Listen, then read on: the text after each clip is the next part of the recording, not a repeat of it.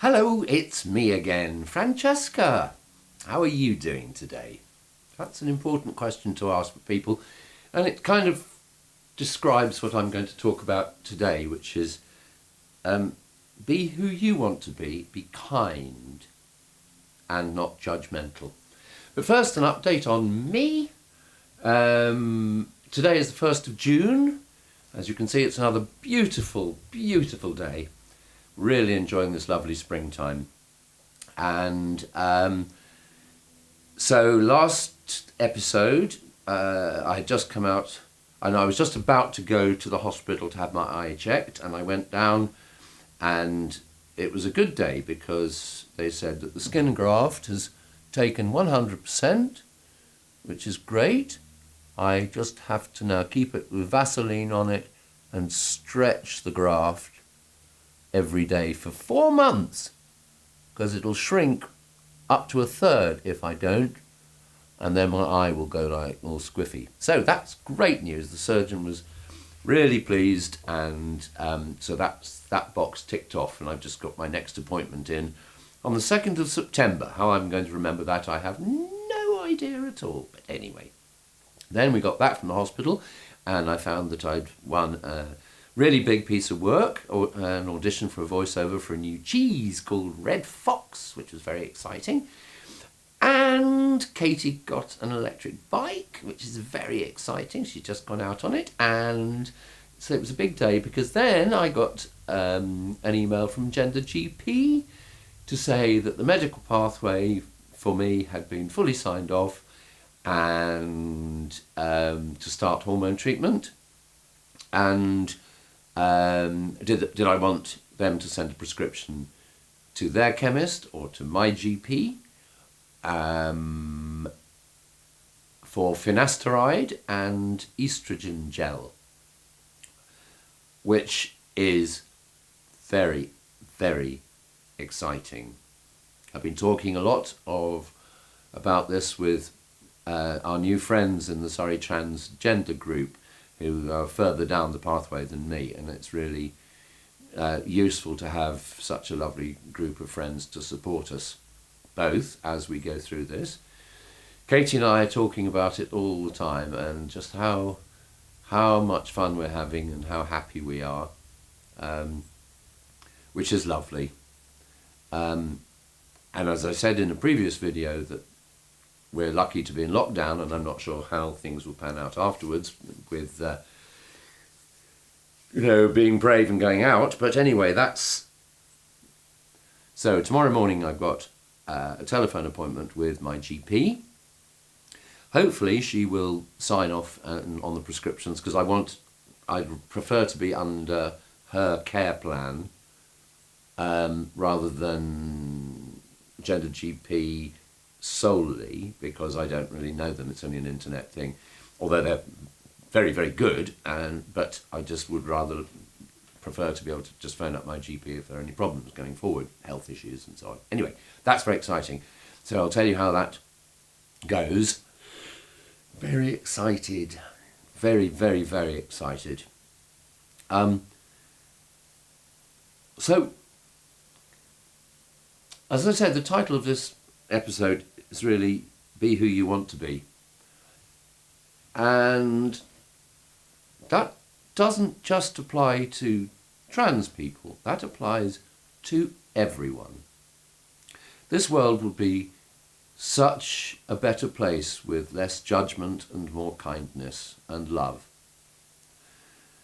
But what is it about gender that makes people think you're odd? What's the difference between, being transgender or cisgender? It's society, that's all. And it's about living up to the expectations of other people and perceptions of how I think they want to see me.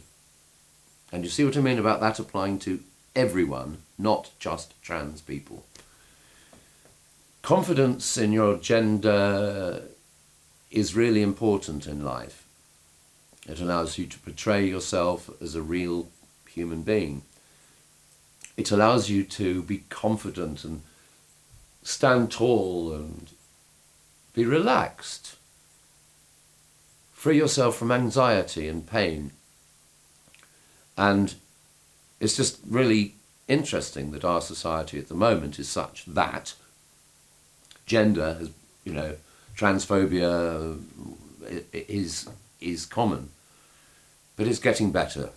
And a message that came out of one of the books that I've been reading is for all of us who are going through this, what we have to do is not just do it, well, we do it for ourselves primarily, but we do it for the next generation so that society will accept this moving forward. Things have moved massively since I was, a young girl. And I'm lucky that in my later years I can actually go on this journey. But for the next generation, and I think this is a message that comes through from so many of the trans women whose books I've read and whatever, is that everyone can become a pioneer to make things fair through kindness and not judgment. As I say, why is gender an issue any more than the colour of your hair or, the shape of your ears or the colour of your toenails? When you get to this point, you get to understand that. And so that's one of the things I want to pass on to you looking today and pass it on to future generations. That's exciting. I don't see why it's so odd. There are so many stories, anthropologically speaking, of so for example the Navajo Indians, North American Native Americans, they had 4 genders because it was normal. They knew this was perfectly normal. All I ask is that if you're watching this, or any of my videos, I want them to be helpful, but I also want them to be instructive in the way that I can tell you things that I've learned, particularly about kindness and judgment. Everyone is so quick to judge other people. Please don't. Please accept who they are, because that in turn allows them to be who they are. And I feel that that's what's happened to me over the last months. And being who I am has just so changed my life. I'm so happy, I'm so comfortable, and having so much fun. It's also really important to immerse yourself in and surround yourself with loving, kind people. And we found that through the support group and through our very close friends here. That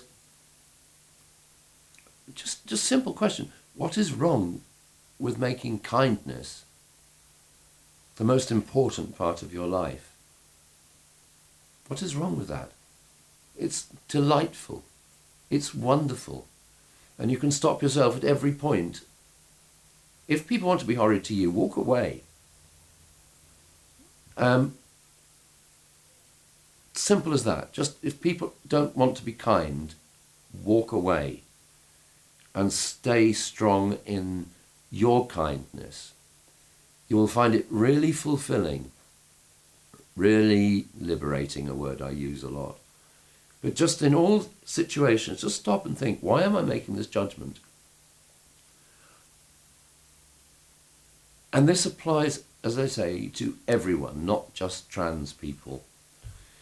But trans people tend to understand it better because they're confronted by the situation. And the amount of stuff that trans people will bottle up inside them in fear. And what I've noticed through these books, and they're really, really good reading. This one, it's called She's Not There by Jennifer Finney Boylan, and it's an autobiography. And I read this cover to cover in one day. There she is. I don't know if you can see that. It's the most wonderful story. It's funny, it's emotional, it's respectful, and she transitioned. Her family continued to love her. She's very intelligent. She's covered in red wine, of course. Talking of which, yeah, it's a beautiful book. And for anyone wishing to understand trans issues from the inside, this is a very, very, very good place to start. And this one, as well, it's called To My Trans Sisters. You see that? To My Trans Sisters. Now, this is 100 women, trans women, who have written to say that their experiences of going through life. Now, that we've got professors, scientists, doctors, lawyers, pop stars, from every stretch of life. This is a very short one. Find shoes in which you feel able to run. Make sure they fit properly. Simple but good advice. Not just to trans people, but to everyone. If you read this book, and I'm not promoting it because they're paying me or anything like that. If you read this book and apply it to your own life, you will find massive change is possible. And that's my message for today. Thank you for watching.